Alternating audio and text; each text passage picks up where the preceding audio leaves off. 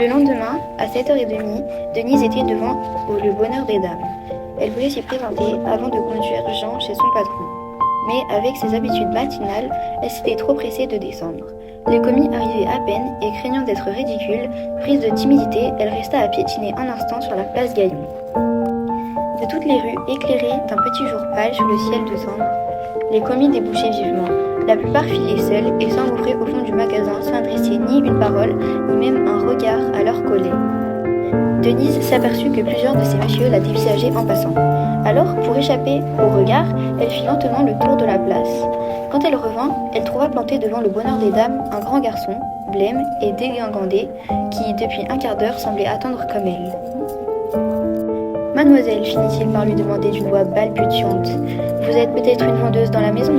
C'est que, voyez-vous, j'ai idée de voir si l'on ne pourrait pas m'y prendre. Et vous m'auriez donné un renseignement. » Il était aussi timide qu'elle. Il se risquait à l'aborder parce qu'il la sentait tremblante comme lui. « Ce serait avec plaisir, monsieur, répondit-elle enfin. Mais je ne suis pas plus avancée, je suis là pour me présenter aussi. »« Ah, très bien, dit-il tout à fait décontenancé. » Et ils rougirent fortement, ils recommencèrent à attendre, chacun de son côté, à quelques pas l'un de l'autre. Les commis entraient toujours. Maintenant, Denise les entendait plaisanter quand ils passaient près d'elle, en lui jetant un coup d'œil oblique. Son embarras grandissait d'être ainsi en spectacle. Elle se décidait à faire dans le quartier une promenade d'une demi-heure lorsque la vue d'un jeune homme l'arrêta une minute encore. Évidemment, ce devait être un chef de rayon, car tous les commis le saluaient.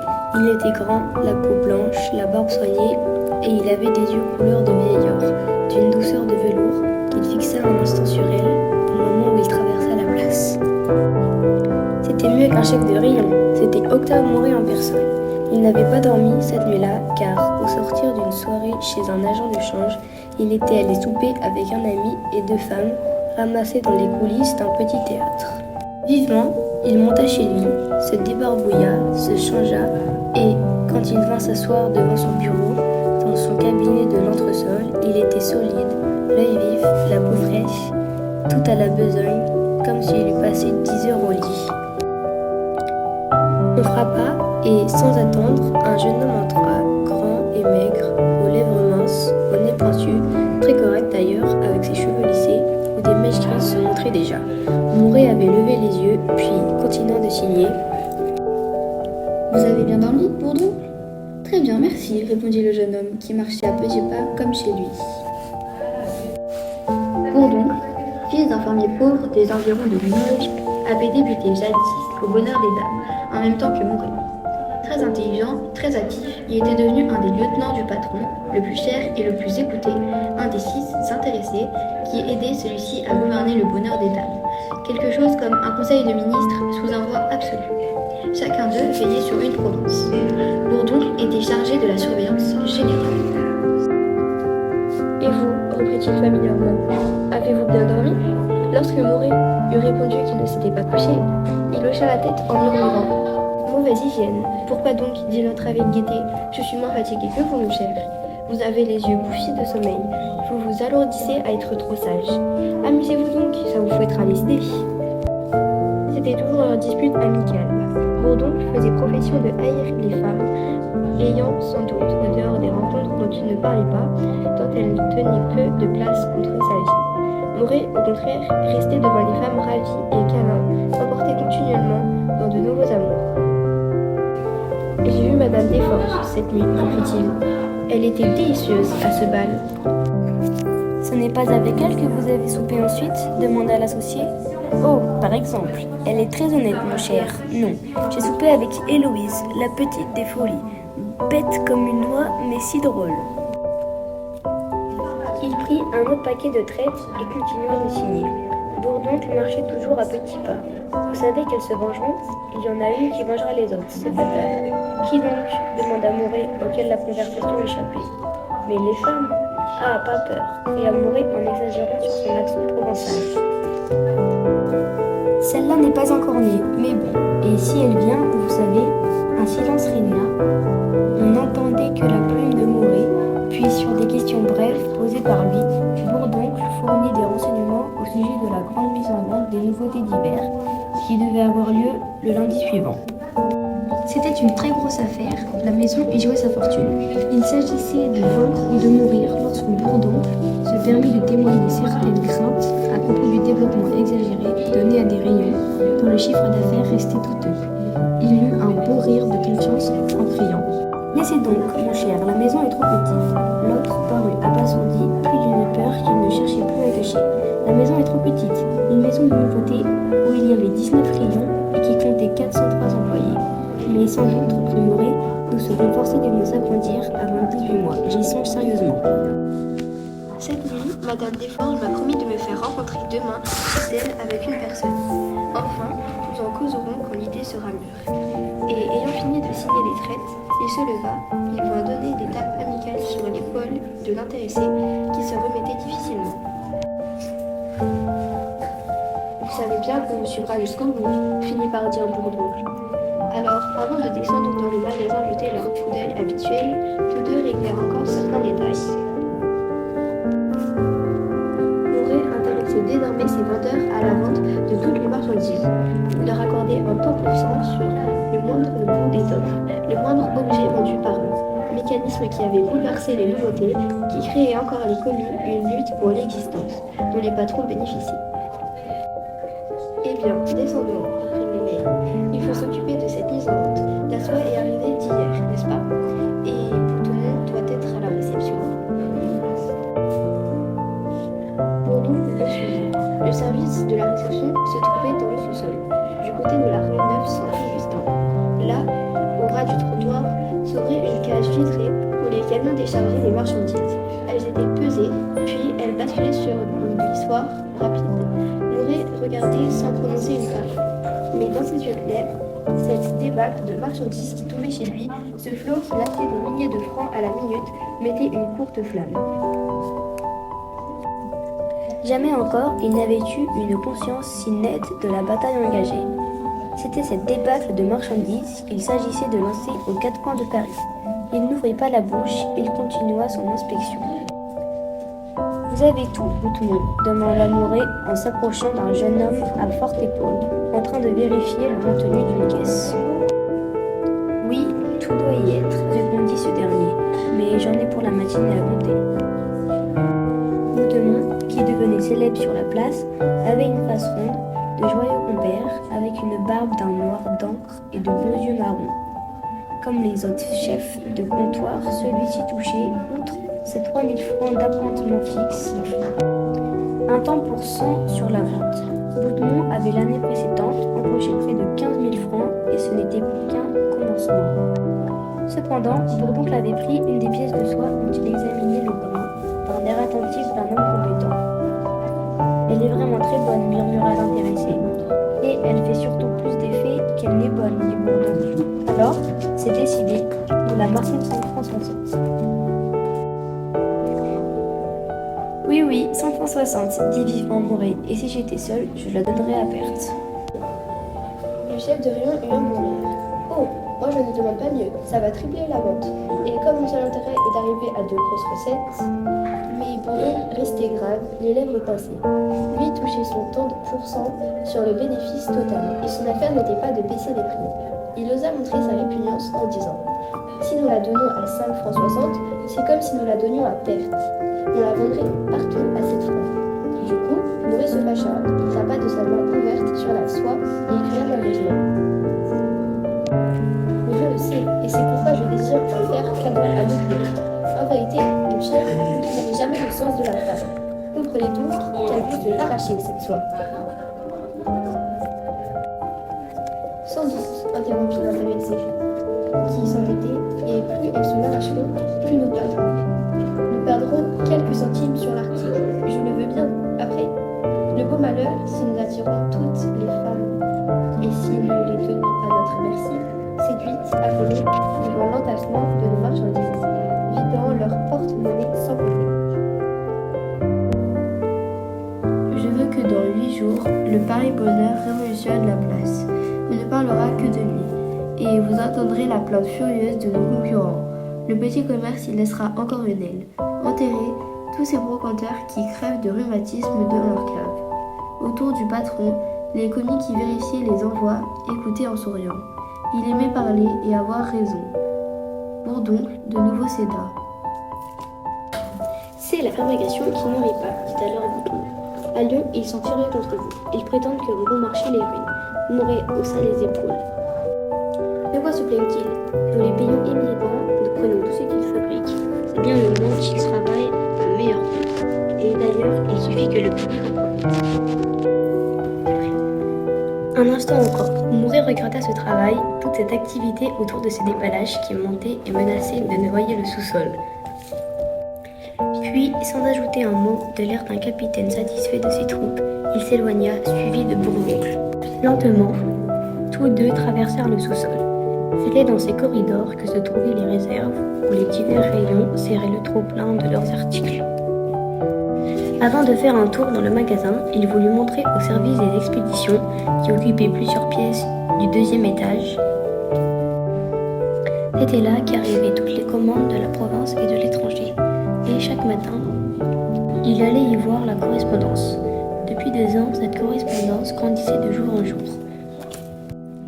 Le service, qui avait d'abord occupé une dizaine d'employés, en nécessitait plus de 30 déjà. En haut, sous les combles, se trouvaient les chambres où couchaient les vendeuses. Mais Mouret redescendit et il entra à la caisse centrale, installée près de son cabinet. C'était une pièce fermée par un vitrage à guichet de cuivre, dans laquelle on apercevait un énorme coffre-fort scellé au mur. 2 caissiers y centralisaient les recettes. La caisse communiquait avec une autre pièce, meublée de cartons verts, où 10 employés vérifiaient les factures. Dans le hall central, une cour intérieure qu'on avait vitrée, se trouvait la soie. Tous deux suivirent d'abord la galerie de la rue Neuve-Saint-Augustin, que le banc occupait d'un bout à l'autre. Rien d'anormal ne les frappa. Ils passèrent lentement au milieu des commis respectueux. Cependant, le magasin restait vide de clientes. Sous la lumière vive du hall central, au comptoir des soieries, 2 jeunes gens causaient à voix basse. L'un, petit et charmant, les reins solides, la peau rose, cherchait à marier des couleurs de soie pour un étalage intérieur. Il se nommait Hutin. « Écoutez, Favier, je l'aurais giflé à votre place. Parole d'honneur, disait-il à l'autre, un grand garçon bilieux, sec et jaune. Ça n'avance guère de gifler les gens, murmura-t-il avec flegme. Il vaut mieux attendre. Tous deux parlaient de Robineau, qui surveillait les commis, tandis que le chef de comptoir était au sous-sol. Hutin minait sourdement le second dont il voulait la place. Chut, 17, dit-il vivement à son collègue pour le prévenir par ce cri consacré de l'approche de Mouret et de Bourdoncle. Ceux-ci, en effet, continuaient leur inspection en traversant le hall. Ils s'arrêtèrent et demandèrent à Robineau des explications au sujet d'un stock de velours dont les cartons empilés encombraient une table. Comme celui-ci répondait que la place manquait, « Je vous le disais, Bourdoncle, s'écria Mouret en criant, le magasin est déjà trop petit. »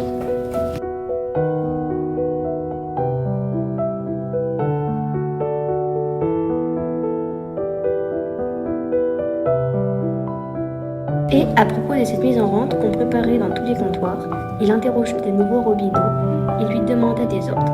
Mais depuis quelques minutes, sans cesser de parler, il suivait du regard le travail de Hutin, qui s'attardait à mettre des soies bleues à côté des soies grises et des soies jaunes, puis qui se reculait pour juger de l'harmonie de tout. Brusquement, il intervint. « Mais pourquoi cherchez-vous à ménager l'œil » dit-il. « N'ayez donc pas peur, aveuglez-le. Tenez, du rouge, du vert, du jaune. » Il avait pris les pièces, il les jetait, les froissait en tirant des gammes éclatantes. « Voilà » cria Mouret quand il eut fini. « Et laissez-le, vous me direz s'il accroche les femmes lundi. » Justement, une femme arrivait, qui resta quelques secondes plantée et suffoquée devant l'étalage. C'était Denise. Elle se sentait perdue, toute petite dans le monstre, dans la machine en grand repos, tremblant d'être prise par le branle, dont les murs frémissaient déjà. Elle avait comme buté tout d'un coup contre l'étalage de Mouret, et malgré son effarement, la femme se réveillant en elle, les joues subitement rouges, elle s'oubliait à regarder flamber l'incendie des soies. « Tiens, dit crûment Hutin à l'oreille de Favier, la grue de la place Gaillon. » Mouret, toute tout en affectant d'écouter Bourdoncle et Robineau, était flatté au fond du saisissement de cette fille pauvre. Mais Denise avait levé les yeux, et elle se troubla davantage quand elle reconnut le jeune homme qu'elle prenait pour un chef de rayon. Elle s'imagina qu'il la regardait avec sévérité. Alors, ne sachant plus comment s'éloigner, égarée tout à fait, elle s'adressa une fois encore au premier commis venu, à Favier, qui se trouvait près d'elle. « Madame Aurélie, s'il vous plaît ?» Favier, désagréable, se contenta de répondre de sa voix sèche, à l'entresol, et Denise, ayant hâte de n'être plus sous les regards de tous ces hommes, disait merci et tournait de nouveau le dos à l'escalier, lorsque Hutin céda naturellement de son instinct de galanterie. Il l'avait traitée de grue, et ce fut de son air aimable de beau vendeur qu'il l'arrêta. « Non, par ici, mademoiselle. En haut, tournez à gauche, les confections sont en face. » Cette politesse caressante remuait profondément Denise. Elle avait levé les yeux, elle contemplait Hutin, et tout en lui la touchait, le joli visage, le regard dont le sourire dissipait sa crainte, la voix qui lui semblait d'une douceur consolante, son cœur se gonfla de gratitude. Elle donna son amitié dans les quelques paroles décousues que l'émotion lui permit de balbutier. « Vous êtes trop bon, ne vous dérangez pas. Merci 1000 fois, monsieur. » Déjà Hutin rejoignit Favier, auquel il disait tout bas, de sa voix crue. « Hein, quel désossé !» La jeune fille tomba droit dans le rayon des confections. C'était une vaste pièce entourée de hautes armoires en chêne sculpté. 5 ou 6 femmes vêtues de robes de soie très coquettes s'y agitaient en causant. « Madame Aurélie, répéta Denise. La vendeuse la regarda sans répondre, d'un air de dédain pour sa mise pauvre. Puis, s'adressant à une de ses camarades, petite, d'une mauvaise chair blanche, avec une mine innocente et dégoûtée, elle demanda. « Mademoiselle Vadon, savez-vous où est la première ?» Celle-là ne prit même pas la peine de lever la tête. « Non, mademoiselle Prunaire, je n'en sais rien, dit-elle du bout des lèvres. » Alors, la seconde du rayon, une femme maigre et laide, qu'elle n'avait pas vue, lui cria d'une armoire, où elle vérifiait les étiquettes. « Attendez, si c'est à madame Aurélie en personne que vous désirez parler, et questionnant une autre vendeuse, elle ajouta. « Est-ce qu'elle n'est pas à la réception ?»« Non, madame Frédéric, je ne crois pas, répondit celle-ci. Elle n'a rien dit. Elle ne peut pas être loin. » Denise, ainsi renseignée, demeura debout. Il y avait bien quelques chaises pour les clientes, mais comme on ne lui disait pas de s'asseoir, elle n'osa en prendre une, malgré le trouble qui lui caressait les jambes.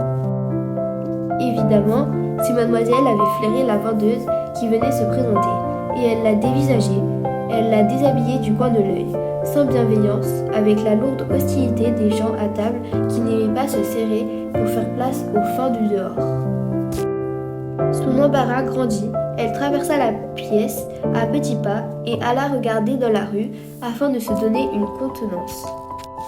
« Dites, chuchotait la grande Prunaire à la petite Vadon, avez-vous vu ces bottines ? Et la robe donc ?» murmurait l'autre. « Ah, bien, reprit là à voix basse Clara. En voilà une qui ne pèsera pas lourd ici. » Mais elles se turent. Une femme d'environ 45 ans entrait. C'était Madame Aurélie, très forte, sanglée dans sa robe de soie noire, dont le corsage tendu sur la rondeur massive des épaules et de la gorge luisait comme une armure. « Mademoiselle Vadon, dit-elle d'une voix irritée, vous n'avez donc pas remis hier à l'atelier le modèle du manteau à taille ?»« Il y avait une retouche à faire, madame, répondit la vendeuse, et c'est Madame Frédéric qui l'a gardé. » Alors, la seconde tira le modèle d'une armoire et l'explication continua. Tout plié devant Madame Aurélie, quand elle croyait avoir à défendre son autorité. « Assez de paroles, finit-elle par dire sèchement. Vous n'êtes pas plus raisonnable que les autres, Madame Frédéric. Qu'on fasse la retouche tout de suite. » Pendant cette explication, Denise avait cessé de regarder dans la rue. Elle se doutait bien que cette dame était Madame Aurélie. Mais, inquiétée par les éclats de sa voix, elle restait debout. Elle attendait toujours. Enfin, ce fut Madame Aurélie elle-même qui l'aperçut et qui, s'étonnant de la voir immobile, lui demanda ce qu'elle désirait. « Madame Aurélie, je vous prie. » C'est moi. Denise avait la bouche sèche, les mains froides, reprise d'une de ses anciennes peurs d'enfant, parce qu'elle tremblait d'être fouettée. Elle bégaya sa demande, dut la recommencer pour la rendre intelligible. Madame Aurélie la regardait de ses grands yeux fixes. Quel âge avez-vous donc? 20 ans, madame. Comment? 20 ans? Mais vous n'en paraissez pas 16. Oh, je suis très forte. Madame Aurélie haussa ses larges épaules, puis elle déclara: Mon Dieu, je veux bien vous inscrire. Nous inscrivons ceux qui se présentent. Mademoiselle Prunaire, donnez-moi le registre. Comme la grande Clara allait le chercher, Mouret arriva, toujours suivi de Bourdon. Ils achevaient le tour des comptoirs de l'entresol. Ils avaient traversé les dentelles, les châles, les fourrures, l'ameublement, la lingerie et ils finissaient par les confections. Madame Aurélie s'écarta, haussa un moment avec eux. Cependant, Mouret, surpris de retrouver Denise, se pencha pour demander à Madame Aurélie ce que cette jeune fille faisait là. Et quand la première eut répondu qu'elle se présentait comme vendeuse, Bourdoncle, avec son dédain de la femme, fut suffoqué de cette prétention. Allons donc, murmura-t-il. C'est une plaisanterie, elle est trop laide. Le fait est qu'il n'a rien de beau, dit Mouret, n'osant la défendre, bien que touché encore de son extase en bas devant son étalage. Mais on apportait le registre, et Madame Aurélie revint vers Denise. Celle-ci ne faisait décidément pas une bonne impression. Sans exiger des filles belles, on les voulait agréables pour la vente. Et sous les regards de ces dames et de ces messieurs qui l'étudiaient, qui la pesaient comme une jument que des paysans marchandent à la foire, Denise achevait de perdre contenance. « Votre nom ?» demanda la première, la plume à la main, prête à écrire sur le bout d'un comptoir. « Denise Baudu, madame. »« Votre âge ?»« 20 ans et 4 mois. »« Dans quelle maison avez-vous été à Paris ?»« Mais, madame, j'arrive de Valogne. » Ce fut un nouveau désastre. D'ordinaire, le bonheur des dames exigeait de ces vendeuses un stage d'1 an dans une des petites maisons de Paris. Où étiez-vous à Valogne ? Chez Corneille. Je le connais, bonne maison, laissa échapper Mouret. Avec son sens délicat de la femme, il sentait chez cette jeune fille un charme caché, une force de grâce et de tendresse ignorée d'elle-même. Madame Aurélie continua d'une voix plus douce. « Et pourquoi êtes-vous sortie de chez Corneille ?»« Des raisons de famille, répondit Denise en rougissant. Nous avons perdu nos parents, j'ai dû suivre mes frères. Où demeurez-vous ? Chez mon oncle, murmura-t-elle, hésitant à le nommer, craignant qu'on ne voulût jamais de la nièce d'un concurrent. Chez mon oncle Baudu, là en face. Du coup, Mouret intervint une seconde fois. Comment ? Vous êtes la nièce de Baudu ? Est-ce que c'est Baudu qui vous envoie ? Oh non, monsieur. Elle ne put s'empêcher de rire, tant l'idée lui parut singulière. Ce fut une transfiguration. Elle restait rose, et le sourire sur sa bouche, un peu grande, était comme un épanouissement du visage entier. Mais elle est jolie, dit tout bas Mouret à Bourdoncle. L'intéressé refusa d'en convenir d'un geste d'ennui. Votre oncle a eu tort de ne pas vous en aider. Sa recommandation suffisait. On prétend qu'il nous en veut. Nous sommes d'esprit plus large, et s'il ne peut occuper sa nièce dans sa maison, eh bien, nous lui montrerons que sa nièce n'a eu qu'à frapper chez nous pour être accueillie. Répétez-lui que je l'aime toujours beaucoup, qu'il doit s'en prendre non pas à moi, mais aux nouvelles conditions du commerce. Et dites-lui qu'il achevera de se couler s'il s'entête dans un tas de vieilleries ridicules. Denise redevint toute blanche. C'était bourré. Personne n'avait dit son nom, mais il se désignait lui-même, et elle le devinait maintenant. Madame Aurélie, cependant, fermait le registre. Il lui fallait une seule vendeuse, et il y avait déjà 10 demandes inscrites. Mais elle était trop désireuse d'être agréable au patron pour hésiter. « C'est bien, mademoiselle, dit-elle majestueusement. Pour réserver son autorité, on vous écrira. » L'embarras tint encore Denise immobile pendant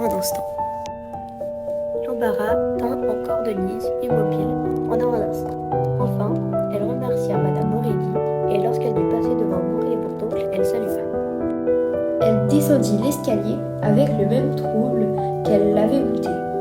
en proie à une singulière angoisse, se demanda si elle devait se désespérer ou se réjouir d'être venue. De toutes ces sensations, deux persistaient et effaçaient peu à peu les autres. Le coup porté en elle par Mouret, profond jusqu'à la peur, puis l'amabilité de Hutin, la seule joie de sa matinée, un souvenir d'une douceur charmante qui l'emplissait de gratitude. Quand elle traversa le magasin pour sortir, elle chercha le jeune homme, heureuse à l'idée de le remercier encore des yeux, et fut triste de ne pas le voir. « Eh bien, mademoiselle, avez-vous réussi ?» lui demanda une voix émue, comme elle était enfin sur le trottoir. Elle se retourna, elle reconnut le grand garçon blême et dégingandé qui lui avait adressé la parole le matin. Lui aussi sortait du bonheur des dames, et il paraissait plus effrayé qu'elle, tout ahuri de l'interrogatoire qu'il venait de subir. « Mon Dieu, je n'en sais rien, monsieur, répondit-elle. C'est comme moi alors. Ils ont une manière de vous regarder et de vous parler là-dedans. » Ne sachant de quelle façon se quitter, ils se mirent à rougir. Puis, le jeune homme, pour dire encore quelque chose dans l'excès de sa timidité, osa demander de son air gauche et bon. « Comment vous nommez-vous, mademoiselle ?»« Denise Baudu. Moi, je me nomme Henri Deloche. » Maintenant, ils souriaient. Ils cédèrent à la fraternité de leur situation et se tendirent la main. « Bonne chance. » « Oui, bonne chance. »